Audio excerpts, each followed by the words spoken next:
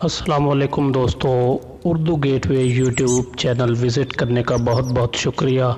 اگر آپ اس چینل پر نئے آئے ہیں تو برائے مہربانی چینل کو سبسکرائب کر لیں،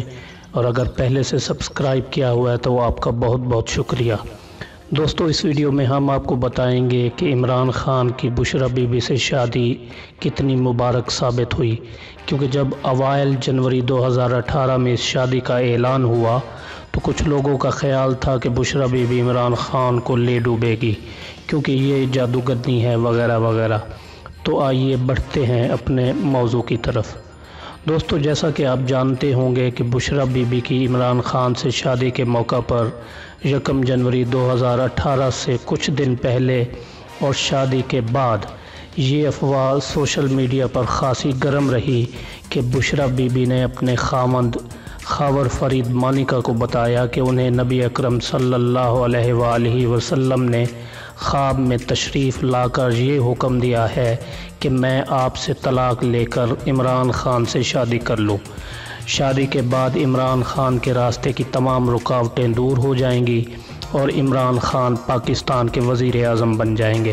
اور پاکستان کا سنہری دور شروع ہو جائے گا، اور خاوند نے پاکستان کے سنہری مستقبل کی خاطر اپنی 30 سالہ رفاقت توڑ دی اور بشریٰ بی بی نے عدت گزارنے کے بعد 1 جنوری 2018 کو عمران خان سے نکاح کر لیا۔ دوستو، شادی سے پہلے بھی عمران خان بشریٰ مانیکا سے روحانی فیض حاصل کرنے کے لیے گاہے بگاہے پاک پتن تشریف لے جایا کرتے تھے،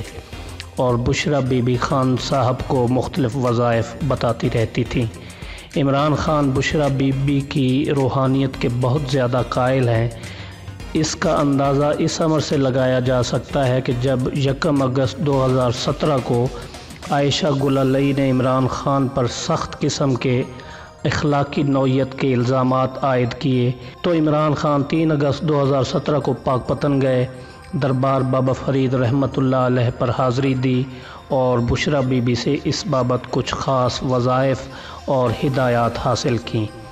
بشریٰ بی بی نے خان صاحب کو تسلی دی اور یہ یقین بھی دلایا کہ آپ اس بحران سے صاف نکل جائیں گے۔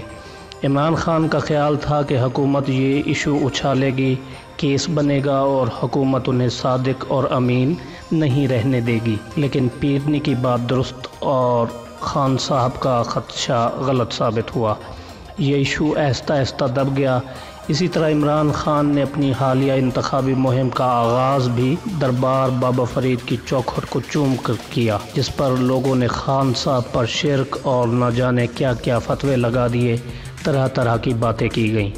دوستو، بشریٰ بی بی اور عمران خان کی شادی نبی اکرم صلی اللہ علیہ وآلہ وسلم کے اشارے پر ہوئی ہو یا کوئی اور وجہ ہو، اس کے بارے میں تو بشریٰ بی بی ہی بہتر جانتی ہوں گی، لیکن یہ بات تسلیم کرنی پڑے گی کہ عمران خان کی بشریٰ بی بی سے شادی مبارک ثابت ہوئی ہے۔ عمران خان کے راستے کی تمام رکاوٹیں دور ہوتی چلی جا رہی ہیں۔ ان کے سب سے بڑے مخالف نواز شریف اور مریم نواز اس وقت اڈیالہ جیل میں زندگی گزار رہے ہیں۔